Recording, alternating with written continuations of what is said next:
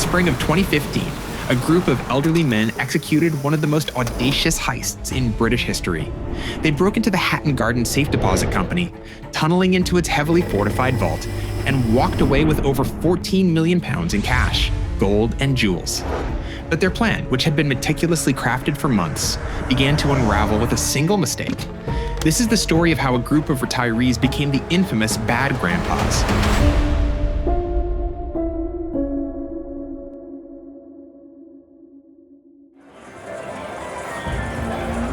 It all began with Brian Reeder, a 76-year-old career criminal known as the Master.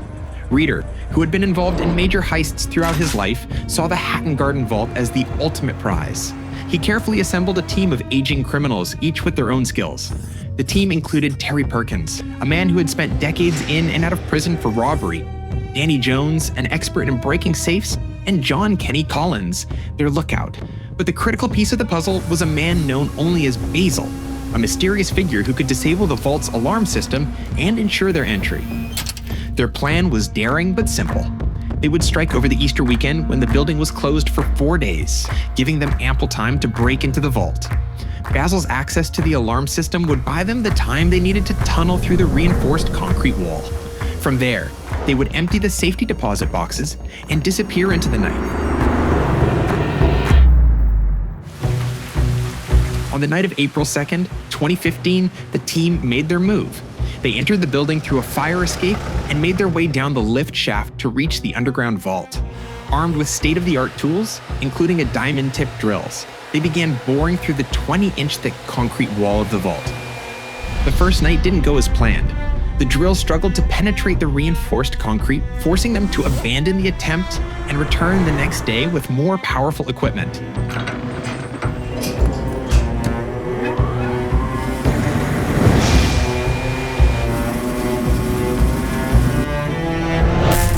This time they succeeded. After hours of drilling, they broke through the wall and found themselves inside the vault.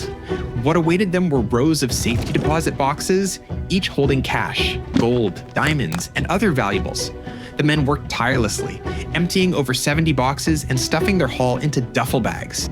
Among the valuables were documents marked confidential, rumored to contain sensitive information about powerful individuals. Reeder pocketed these documents, though the rest of the crew had their doubts. With their bags full, the men prepared to leave. Basil reactivated the alarm system to avoid suspicion, and they exited the building the same way they had entered. But in their haste, mistakes were made. Kenny Collins, their lookout, had lingered too long near the getaway car. Unbeknownst to him, a nearby CCTV camera had captured his face. Inside the vault, the crew had left behind key pieces of evidence, tools, fingerprints, and even DNA traces. What had started as the perfect crime was beginning to fall apart. When staff returned to the Hatton Garden Vault after the holiday weekend, they found chaos. The reinforced concrete wall had been breached, and the vault was emptied of its treasures. Scotland Yard launched a massive investigation, codenamed Operation Weeding. Detectives pieced together the evidence left behind, the fingerprints on the tools, the DNA on discarded masks, and most critically, the CCTV footage of Kenny Collins. Over the next few months, police tracked down and arrested the gang members one by one. Brian Reeder was arrested while having tea with his wife. Terry Perkins was caught red-handed, counting his share of the loot at home. The gang was eventually brought to trial, where their advanced age became a point of public fascination.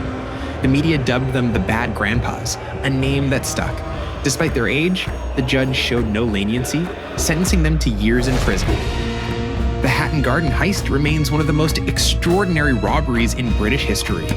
While the gang successfully stole over £14 million in cash and valuables, their arrogance and mistakes ensured they wouldn't enjoy it for long. To this day, less than £4 million of the stolen loot has been recovered, and the true extent of the heist's impact remains a mystery. The Bad Grandpas proved that age is no barrier to ambition or to making mistakes.